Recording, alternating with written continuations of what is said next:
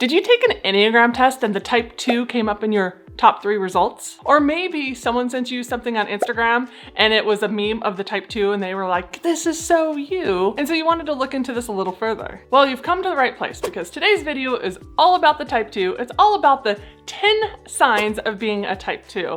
And no, I'm not gonna give you signs like, oh, I love to bake or I love to host. Not that those can't be a part of being a 2, but those aren't signs that you are an Enneagram type 2. The type 2 is known as the helper or the caregiver. Some of their biggest desires in life is to be loved and wanted.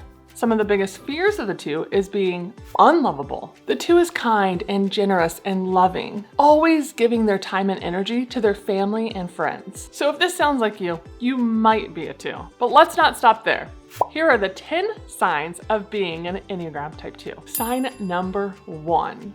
You believe taking too much time for yourself is selfish. Usually something like this is developed in childhood of the 2 because they have come to believe that they have to put everyone else's needs first, and if they put their own needs first, then it's selfish. And they a lot of times are rewarded for every time they're putting everybody else first. And so for the 2, it kind of gets embedded in their minds and they're like, oh, that's how I'm lovable. That's how people will love me. If I help them, if I care for them, if I do for them, then that makes me lovable. But on the flip side, the 2 thinks that it's selfish to care for themselves, which I'm here to tell you, it's not selfish. Self-care is needed. And honestly, I believe 2s need to do self-care, especially because they want to give and they want to help. And it's such a beautiful piece to them.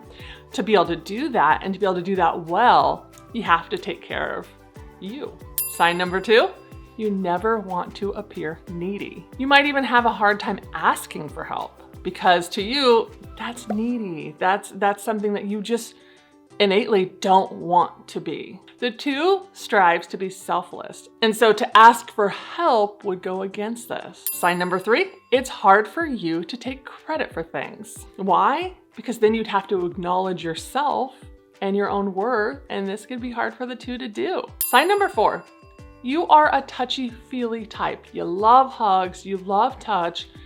It's just a loving thing that you give and you love to receive. I would even go as far as to guess that your love language, or at least one of the most important ones, because I think quality time's up there, but physical touch is an important one also. Sign number 5, you rarely say no to something, even if you really want to say no. Boundaries are hard for a 2.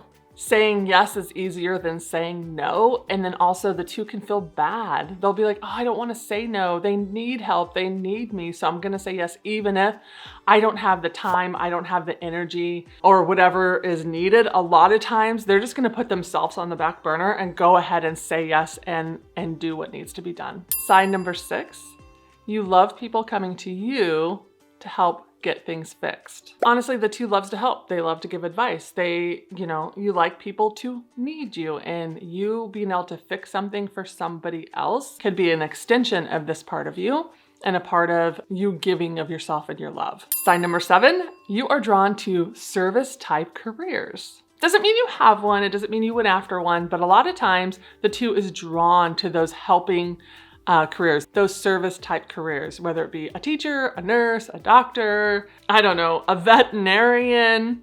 There's just so many helping professions out there that I would say a lot of times 2s are drawn to them. Let me know in the comment section below. If you are a 2, do you have a service type career? I'd love to know. Sign number 8, if somebody important in your life needs you, you're going to cancel any and all plans that you might have had in order to go and be there for them. Honestly, I would even say type 2 is the first to respond to any crisis, especially with the people they love and care for. The 2s, they want to be a good friend to others, and they believe this is what you're supposed to do. Sign number 9. If you are a 2, you more than likely repress all your negative emotions. These emotions feel wrong and they feel bad. The 2 doesn't want to think about it. They don't want to deal with it. They just repress them. 2s are in a positive outlook triad along with the 7s and the 9s. So the 2, 7, and 9 are in this positive outlook triad. And so a lot of times the 2 is going to reframe any negative into a positive. And I think this just makes them feel better. And as a 9, I can relate to that. Okay, so moving to the last sign, sign number 10. The 2 is sensitive to criticism. And not to say like other types aren't sensitive, because actually there are a few other types that are, but the 2, it just feels different with the 2. They're extremely sensitive to it. It feels a lot harsher to the 2. It feels like they're unlovable. Like they take it personally, criticism. It doesn't seem like it's, they're not going to think like, oh, the person is trying to help me. They're just going to think like, no, I'm not good enough. Or they'll feel misunderstood or, anything like that. It's just hard for a 2 to take criticism and it just makes them feel bad. All right, so we're at the end. Hopefully this video was short and sweet and it helped you understand further if you are indeed a type 2 or if you know somebody that is a type 2.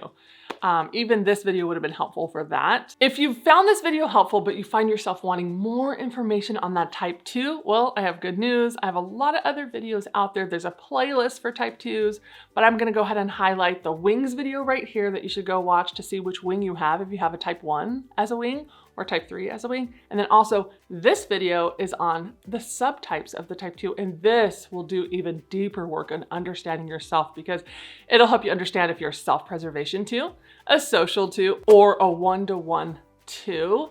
And those things just give you greater insight and depth in being a type 2. So go and enjoy those, and I will see you guys next week. Bye.